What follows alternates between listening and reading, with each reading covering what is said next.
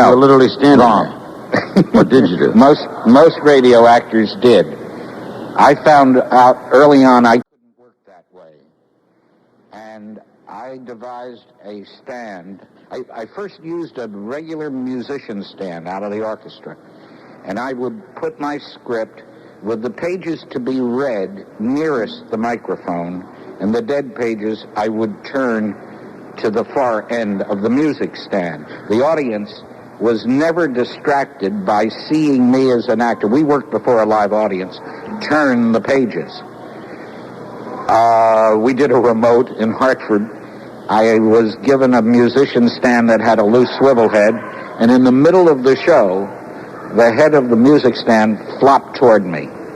And instinctively, my hand went to the pages yet to be read and saved them, while all the dead pages fluttered to the stage. How often would you rehearse a show? 9 hours. I eventually devised a special script stand that freed me from the task of holding the script. I now call it in my lectures in colleges. I go on tour. I'll be in Kansas City next week and Arkansas the following week. For a radio actor, for an actor, and I learned it in radio, but for an actor competing for a role in a cold audition, the more he can neutralize the script, get it out of his hands, place it on a table, on a book or a lady's purse, so it's at a good reading angle, it frees more of the actor's body to use in the interpretation You of were the role. not standing close to the other actors then? No, I always was privileged enough to have one side of a velocity mic as my own. The other side would be populated with whatever actor I was playing that immediate scene, with whom I was playing that immediate scene. In all candor, how good were the scripts? Or were we... Excellent. They were good. Excellent. And our script, our show was really the progenitor of what we now refer to as domestic situation comedy. Clifford Goldsmith devised it, fell into that pattern, found it for himself. Our show was the first primetime comedy series that told a complete story in a half hour. It was not a serial like One Man's Family. And Clifford's great artistry in constructing those scripts was the use of the subplot. In 23 minutes, he told a major story, and one and often two subplots were interwoven into it. Wow. Was it a good living? The money's all spent, if that's what you mean. I mean, was it major money in relation to what a major television star would make today based on the time? Based on the times, yes, it was. Did people know you? I mean, people didn't recognize you, didn't know you on the street. You were a major radio star, but they didn't know you, right? No, because except what they might have been exposed to through publicity. In fact, I'm sure your audience here in the lobby of this magnificent hotel never thought that they'd live to see Henry Aldrich, bald and bearded and over 60 and overweight. And I can assure them I find it more depressing than they do. But we'll be taking your calls in a moment for Ezra Stone, radio's Henry Aldrich. We'll ask him what he's doing now, and it is in the historical vein. And then we'll go to your phone calls. He'll be with us till the top of the hour. We'll get to as many calls as we can. First, these messages. From the Franklin Plaza Hotel in Philadelphia for the 60th anniversary of WCAU AM. Here again, Larry King. Wowee, wowee. Okay, thank you. Oh, Mary, you were born for television, one of the great audience leaders of all time. We'll take your calls in a moment for Ezra Stone and many calls coming in, but I do want to find out, what are you doing currently? Well, as you can see, I'm still breathing and eating. But no, I have two major responsibilities now that are challenges. I start my 21st year. As a matter of fact, tomorrow I'll be in Bermuda. I have had the wonderful challenge of being a consultant and a director of films and convention programs for one of the best corporations in the world, IBM. I work with a marvelous team of very talented people. And what else? The other challenge is one I inherited from my father. My father endowed a library right up the river here in Delaware Valley in Washington's Crossing called the David Library of the American Revolution. I now function as director of that library, succeeding my father, who died at the age of 92 in 1980. The collection is really built around, the core of the collection is his personal collection of manuscripts of the American Revolution, which was considered to be the best private collection of revolutionary manuscripts. In fact, he rescued 126 George Washington letters written during Washington's presidency to the manager at Mount Vernon, rescued them from dispersal at auction, and gave the entire lot back to Mount Vernon, where he thought they should be kept. And for that, my mother and father were invited by President Ford to the Rose Garden to receive the thanks of the nation for it. What was your father's name? My father was Dr. Sol Feinstone, a Philadelphian. Worked down in the Navy Yard in Philadelphia when I was born, 1917, and made many philanthropic grants to the city and institutions in and around the city. Okay, we're ready to take your phone calls for Ezra Stone, Radio's Henry Aldrich, and we start with Philadelphia. Hello. Hello. I have a question for Mr. Stone about his cast, but I wanted to remind you of Larry Hart's rhyme for Philadelphia, and that is, I'll go to hell for you, or Philadelphia. Doesn't rhyme. Jackie Kelk, who played Homer, and who also, I want to also know who played your sister Mary, but what is Jackie Kelk doing, and who was Mary? Okay, Jackie Kelk is alive and well in Los Angeles, and we are still in contact. Mary was played by a variety of very talented young actresses, starting with the lovely Betty Field, the late Betty Field. Very talented lady. But most of the time on the air, the part was played by Mary Rolfe, the wife of Lyle Bedker, now retired in Maui, and Sharita Bauer, who is a daytime soap opera leading lady. Thank you very much. With Ezra Stone, Kunkel, Ohio. Hello. Hello. Mr. Stone, on the Henry Aldrich program, you used to sing the commercial, which also served as the program's theme song every week. Oh, the big red letters stand for the Jell-O family. You know the name of the original song from which that tune was taken? I do not. My guess is that jingle was written by Jack Miller, who was our conductor and composer, and also conducted the Kate Smith Orchestra. It was originally called Sweetly Sings the Donkey. Sweetly sings the donkey as he eats his hay, if you do not feed him, and so on. And I always felt that it was very appropriate that you, as Henry Aldrich, exercised your vocal talent by singing to the tune of Sweetly Sings the Donkey. Well, I'm sure it was PD.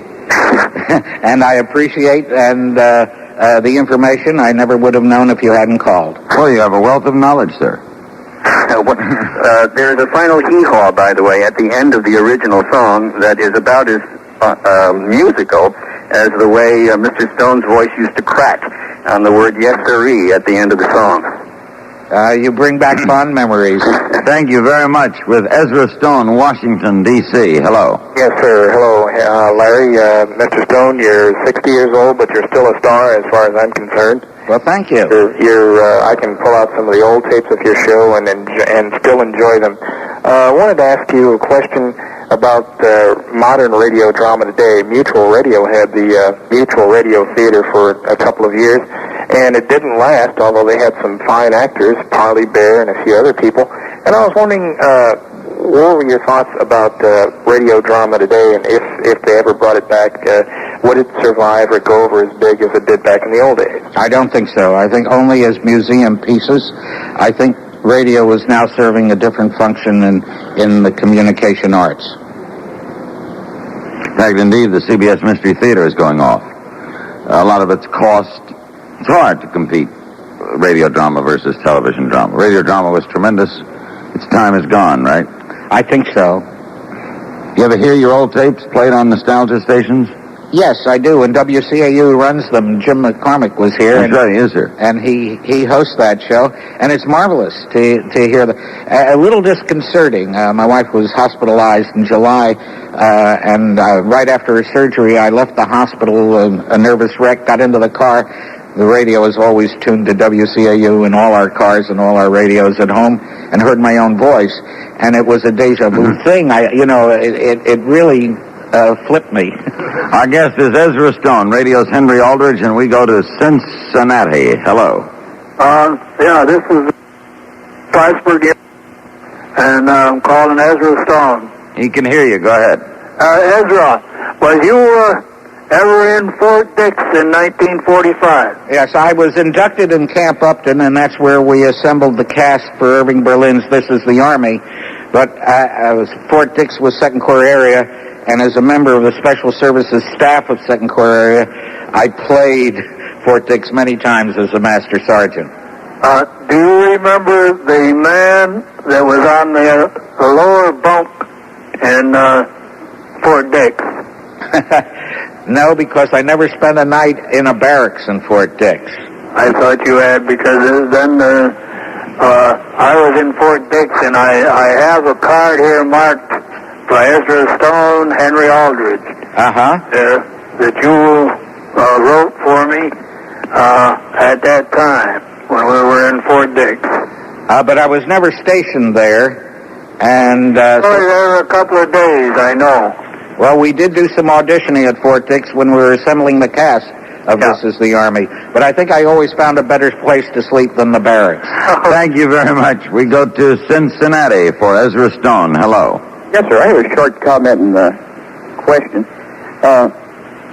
You used a word before, Larry, which I think is slightly inaccurate. You said nostalgia, and I think a lot of those of us who are really interested in old radio are not nostalgia buffs. A number of us weren't alive at the time, and I think we're just interested in the quality of the old shows.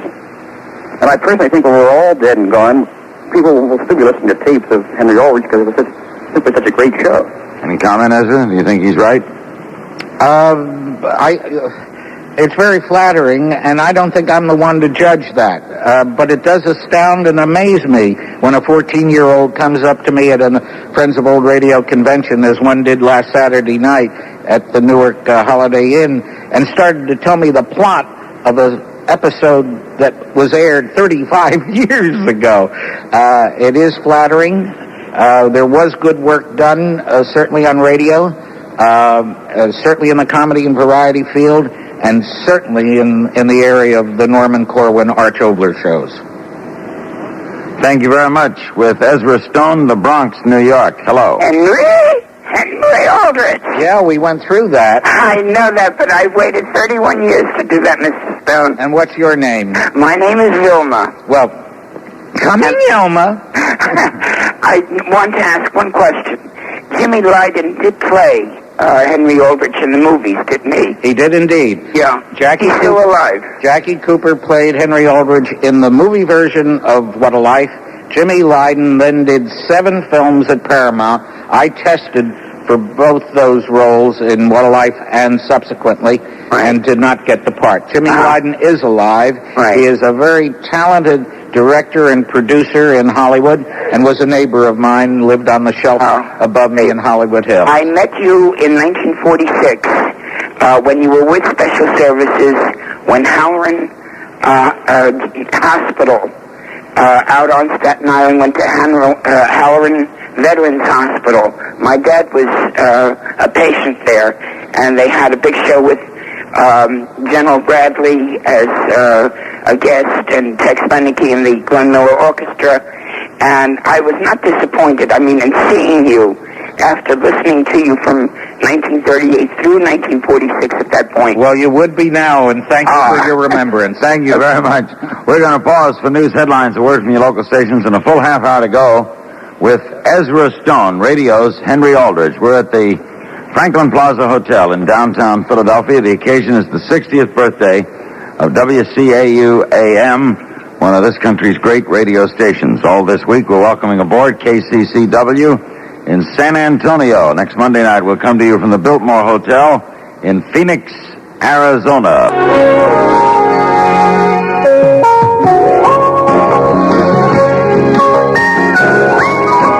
You're listening to The Larry King Show from the Franklin Plaza Hotel in Philadelphia for the 60th anniversary of WCAU AM. Here again, Larry King. Thank you, Fred Lowry. Our special guest is Ezra Stone. I want to thank Albert Taxton, the president of the original Bookbinders Restaurant here in Philadelphia, one of the most famous restaurants in the country, for sending over a lovely strawberry cheesecake. And for all those that hang around till the end of the show, we'll divide it up. Which half of this group will stay just for that. We go back to the calls for Ezra Stone, radio's Henry Aldrich, and Dale City, Oklahoma. Hello. Hello, Larry. Hi. Hello, Mr. Stone. Hi. I would like to know if you would like to see some of these shows such as you was on come back to radio. I'll hang up and let you. You think Henry Aldrich would come back?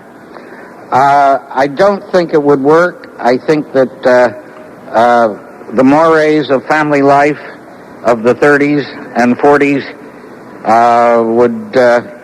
really wouldn't come across as contemporary today. Henry wasn't involved in cocaine. No. We go to Cleveland, Ohio. Hello. Good morning, Larry and Ezra. Morning. Hello. I want to say, Larry, I'm going to sue you because I'm getting bags under my eyes from staying up and listening to you. Thank you.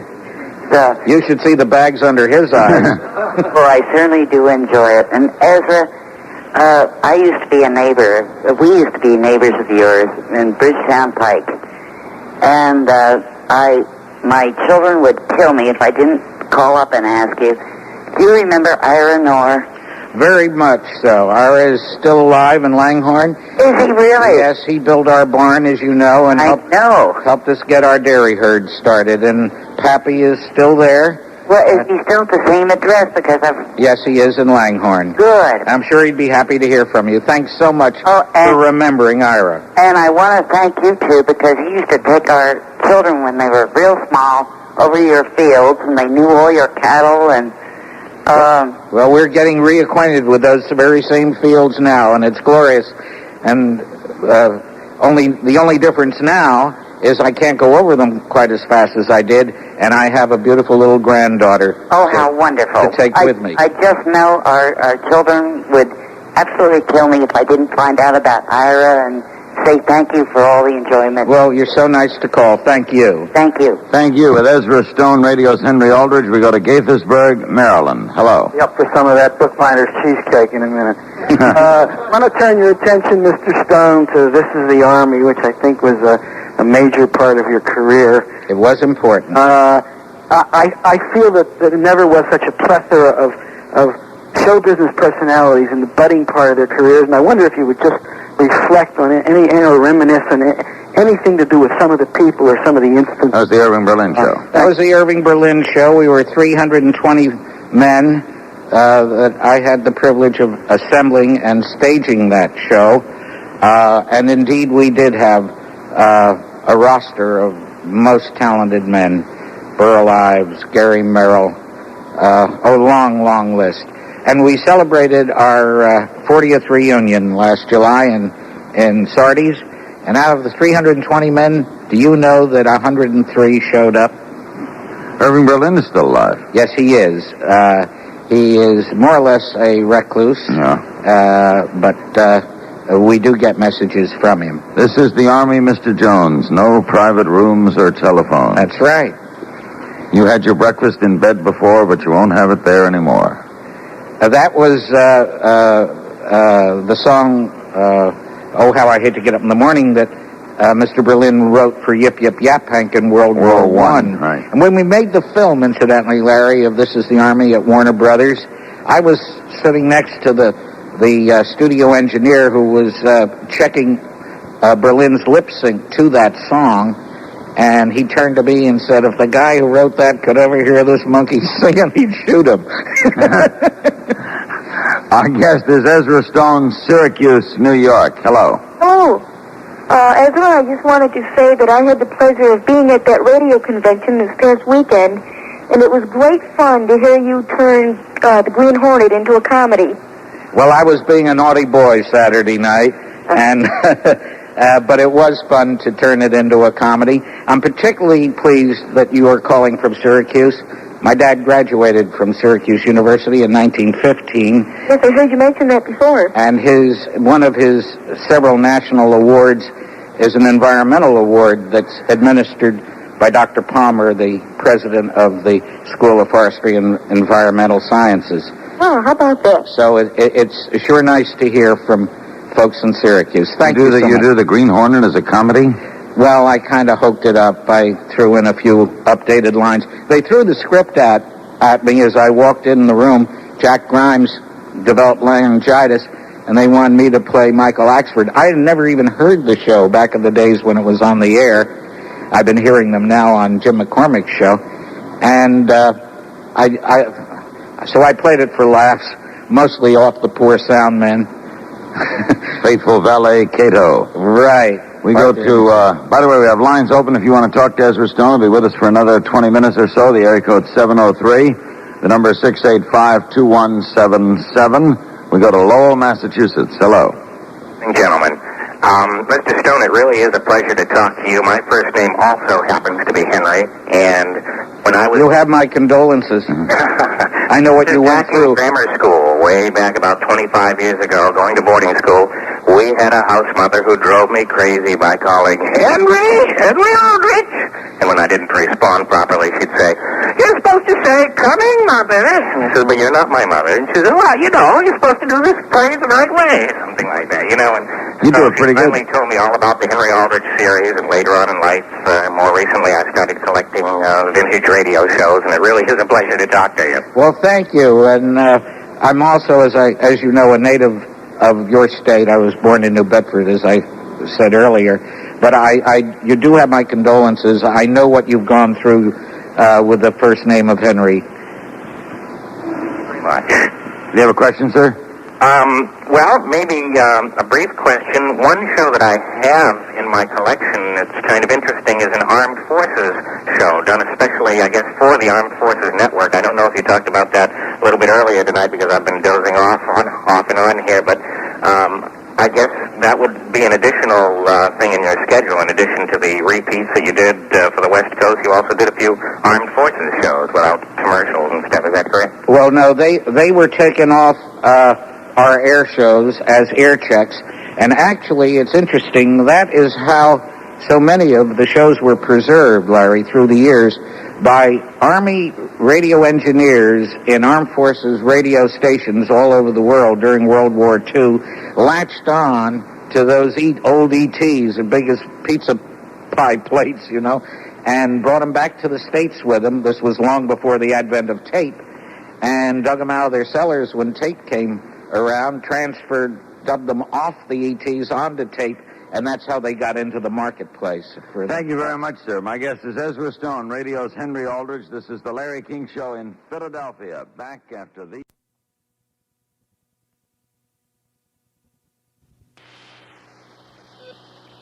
From the Franklin Plaza Hotel in Philadelphia for the 60th anniversary of WCAU AM, you're listening to The Larry King Show.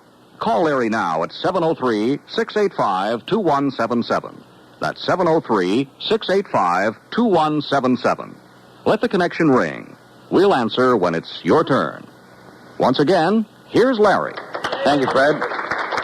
We're back in Philadelphia at the Franklin Plaza with Ezra Stone, radio's Henry Aldrich. We go to Cumberland, Maryland. Hello. Hi, Hen. Hi, old-timer. Well, hello. Who are you? I enjoy your show very, very much. I still have some old tapes that I play back, and I'd like to know about the druggist. The gentleman that played the druggist, I'm not sure what his name is. But... Well, the character's name was Mr. DeHaven. There is a DeHaven's drugstore right out here on the main line in Westchester. It was played most of the years by old Parker Fenley, who was one of Fred Allen's standby actors on Allen's Alley. And then you probably will remember him from his commercials for The bakery. Pepperidge Farms. The Petri Hall? Yes, very much so. Okay. Thank you very much. That guy did a good voice. With Ezra Stone, we go to Fort Worth, Texas. Hello. May I talk to Mr. Stone? Go right ahead. I'm Speak up. listening. Hello, Mr. Stone. Hi. I'm now a Texan who was originally a Trentonian. Uh-huh. And I heard you mention that you had an aunt who lived in Trenton. Yes, I did. I'm curious to know, would you mind telling me? What her name was? Yeah. Well, she was Aunt Ida to me. No last name, huh? I don't think so. All righty. Nice to talk with you. Nice Thank you. talking to It's you. a pretty big city. We go to Sun Point, Idaho. Hello. Hello, Ezra. Hello. Not reunion in New York. Reunion over the telephone. I beg your pardon? This is not reunion in New York. Oh, now let me try and identify that voice. Reunion in New York was a show that I directed as a very young man on Broadway. And you gave of your time so graciously. Trudy Vile. Yes, Trudy Vile Bauman. Hello, Trudy. Hello, So nice to hear how are from you. Trudy was our stage manager. Herbert Berghoff was in that company. Kitty Matern, Vilma Cura, and Werner Michael. Yeah. Nice to talk to you, Trudy. Where do you live now, Ezra? We are back on our farm in Pennsylvania, Newtown, Pennsylvania. Okay, I didn't know where to reach you, and you are now a grandpa. I am a grandpa twice with two lovely granddaughters, one in London, 3 years old, one on the farm, 4 years old, and guess what? Two more grandchildren due in December. So I'll be a four-way grandfather. I just had my third grandchild. Good for you. Good. I'll write to you. Thank you very much. We go to Sun Point. We go from Sun Point, Idaho, to St. Cloud, Florida. Hello. Hello. I just would like to tell Mr. Stone how much I enjoyed his program years ago when I heard it on the radio.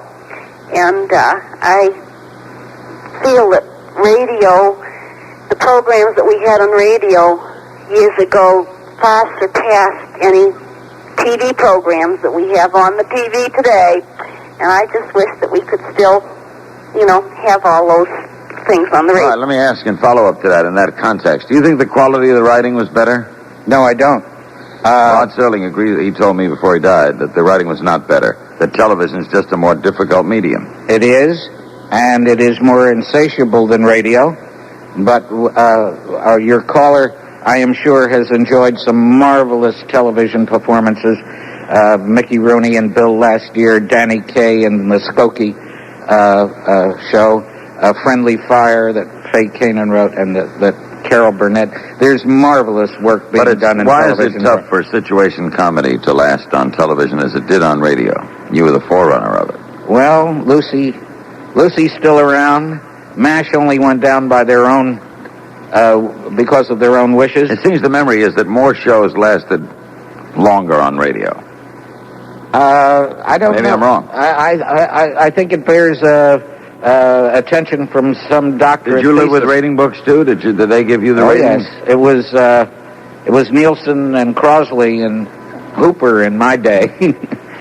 Back to the phones in Elkins Park, Pennsylvania for Ezra Stone. Hello. Hi, Ezra. Hello, neighbor. Almost, but an old OLCDS friend. Well, what are you doing up so late? And don't tell me you were in my class in high school. No, I was not, but my sister Ruth Fleischer was in your class. Oh, she was the love of my life in those days. Well, I'm Lucille. Hello, Lucille. And I'm sure you still have your hockey stick handy and ready I to have play. my hockey stick in my living room closet, and I wish I would be playing with it every day. I get the feeling I'm interrupting. Ruth is out of town. Give her my love, Lucille. I will. I know she'll be interested to hear that I talk to you. And my very best to Max also. Okay. Right. Thanks for calling. Thank you. And now here's Aunt Sadie in Carthage, Missouri. Hello. Thank you, Larry. Ezra Stone, let's remember the great introductions that Danny Seymour did. Tom Sawyer, Huckleberry Finn, and Henry Aldrich. The late Dan Seymour. Yes. And, there was a kid in it named Toby, and wasn't he played by young Dick Van Patten? He was indeed. You're absolutely right. How many episodes was he in? Talk about him a little bit. I don't recall how many, but I do remember that in those days, Dickie Van Patten had to stand on a box to reach the microphone range. Right. Said you played Michael Axford, you know? Yeah. Did you say, holy glory, it's the green Hornet? I tried, but I didn't know what I was imitating, and I, as I said, I just played it for laughs. Dan Seymour was Henry Aldrich's announcer? One of them. Harry Von Zell was Dwight Wiest, and Ben Grauer. Announcers were very famous then in radio. Indeed, they were. One of the thrills of my life was the billboard for my first appearance on the Rudy Valley Show, to hear Graham McNamee say, on tonight's show, William Eugene Howard, John Barrymore, Melvin Douglas, Edgar Bergen, Joe Penner, and Ezra Stone. I wanted to go through the roof. I had that happen to me with Don Pardo in New York, where I went on Live at 5. Don Pardo's the announcer on Live at 5, and he did one of those, Larry King! Our guest is Ezra Stone. Radio's Henry Aldrich will be back with our remaining moments following this message. We will get to as many calls as we can in our remaining moments with Ezra Stone, and we go to Columbia, South Carolina. Hello. Mr. Canning, I discovered your program about 3 years ago, and I've really enjoyed you and your guest. Thank you. I'd like to ask you, Mr. Stone, if y'all might have an address where I could get some of the tapes of the old radio programs from the... Are tapes available of Henry Aldrich? Yes, they are. I can't give you an address off the hand, but there are so many active radio buff organizations. There's Spurdvac in Los Angeles. There's the Radio Buffs in Baltimore, who were kind enough to give me an evening just last month that Mayor Schaefer attended. And so did Ed Walker, incidentally, came up from Washington. Last Saturday night, there was a convention of Friends of Old-Time Radio in Syracuse. So there's a lot like this. There are. If you drop me a letter, care of the David Library, the American Revolution, Washington's Crossing, Pennsylvania, I'll hunt up some addresses and get them to you. Thank you very much. Thank you. That's the David Library, the American Revolution, Washington's Crossing, Pennsylvania. 18977 is the zip. We go to Yuma, Arizona. Hello. Hello, Larry. Yeah. Hey, I really enjoy your program. I'd like to direct a question to Mr. Stone, or maybe even yourself. You might even know the answer. When I heard Mr. Stone mention the Green Hornet, I really woke up to that, because the Green Hornet is one of my greatest heroes. Really inspired me. And I'd just like to know, would Mr. Stone happen to know who birthed the Green Hornet? Who created the character? And is the gentleman still alive? Where is he living? No, it was a mutual show. It was mutual. Yeah. I can't help you, but go to your bookstore, look up a book on radio trivia by Frank Buxton, Buxton. Go to your library. It's the most definitive volume on recreating the cast of all the shows. Yeah. Thank you very much. The Green Hornet, it's true that Cato was Japanese until December 7, 1941, and that day became Filipino. Oh, really? His trusted aide. Woodland Hills, California, for Ezra Stone. Hello. Hi, I so enjoy your show. I think it's really excellent. And I just wanted to thank Ezra Stone. He wrote a little thank you note. I acted in a show that he directed, and I've just never forgotten. I thought that was just so thoughtful. What a sweet, sweet person he is. Thank you. I'm still doing it. It's one of the things I learned from my teacher at the American Academy of Dramatic Arts, that you always thank the people with whom you work. Well, it's just wonderful. Thank you again. And I will be in California, in Woodland Hills at UCLA, judging a David Library original play. And then I'll be going up to Bremerton, Washington Olympic College to judge another one up there. My wife, Sarah Seeger, is an actress, and many of your listeners may remember her as Mrs. Wilson on Dennis the Menace. And she and I do workshops at all the universities that we go to. Your wife was Mrs. Wilson? Yes. Had a lot of involvement with kids and mothers. Huh? We go to St. Paul, Minnesota. Hello. Good evening. Sir, I would like to know, Mr. Stone, did you ever go aboard ship to do any of your shows during the war? Not willingly. Well, the reason I ask is I went from New York to England in 1943 in the fall, and they did one of your shows, and we were under the impression you were aboard ship doing it. No, I'll tell you who that was. That was Norman Tokar, who replaced me on the Aldrich family the first year that I was in service. Of course, the first year I was in service, I still did my show, Larry, every Thursday night. The Army let me have Thursday as my day off, and my salary went to Army Emergency Relief. Norman Tokar replaced me, and then he was drafted that following year, and when he took the trip overseas in the troop transport, he probably did the show you saw. Thank you very much. One other thing, Ezra. Do you ever, you've done so many serious things, directed plays, appeared in many serious plays like Brother Rat and others. Do you ever feel any resentment that your fame is as Henry Aldrich on radio? None at all. It just amazes me the kind of life I've lived to enjoy, the family that I have, the many, many friends that I have across the country, the work that I'm still able to do for the Army Music and Theater program around the world, and it all came as a result of those 2 hours of sweating it out in the steam room with Eddie Bracken. Thank you very much. Honor meeting you. My pleasure, Larry. Ezra Stone, radio's Henry Aldrich.